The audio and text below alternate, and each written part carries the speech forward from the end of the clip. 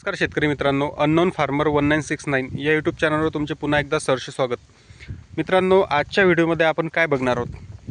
आपण हे बघणार आहोत की हे चारा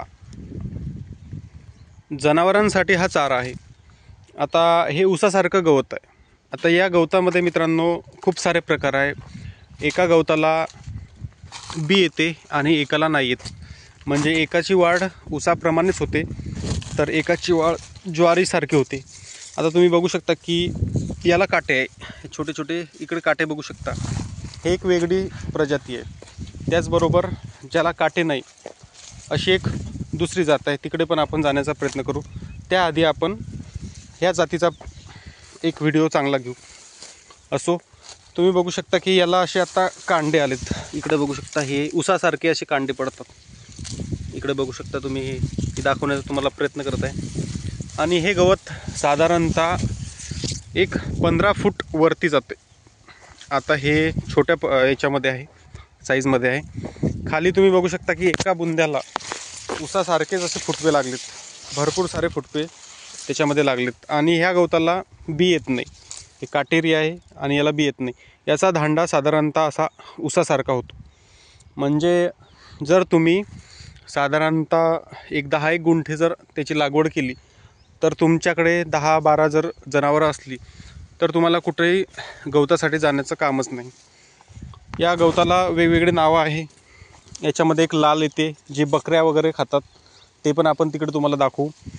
परंतु हे तुम्ही बघू शकता का, आता उन्हाळ्याचा सीझन आहे तरी उन्हाळ्यामध्ये याची चांगली वाढ झाली आहे. आणि याच्या शेजारीच हे एक दुसरं बघू शकता.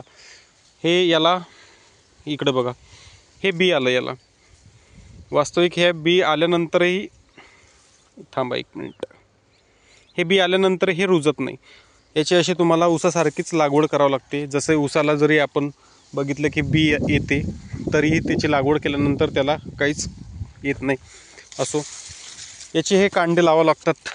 इकडे तुम्ही बघू शकता की हे असे, आता याला पाणी कमी पडलं आहे म्हणून हे बारीकसर, नाहीतर हे खूप सारा म्हणजे खूप मोठा जाड असा याचा बुंदा होतो.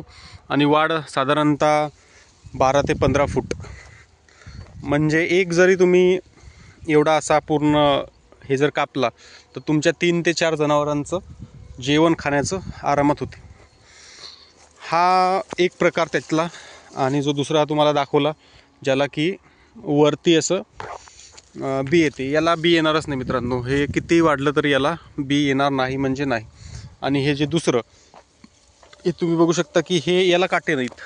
इकडे आपण बघण्याचा प्रयत्न करू, याला म्हणजे काटेच नाही आहे.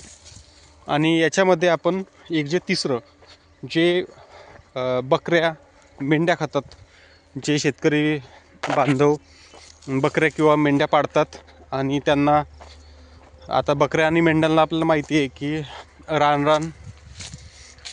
रानाचं गवत लागतं. परंतु जर तुम्ही असे 2-3 गुंठे याची लागवड केली तर तुम्हाला मेंढ्या बकऱ्या कुणाच्या शेतात न्यायची गरज नाही आहे. आता सध्या परिस्थितीमध्ये इकडे पाणी आपण सोडलं नाही आहे.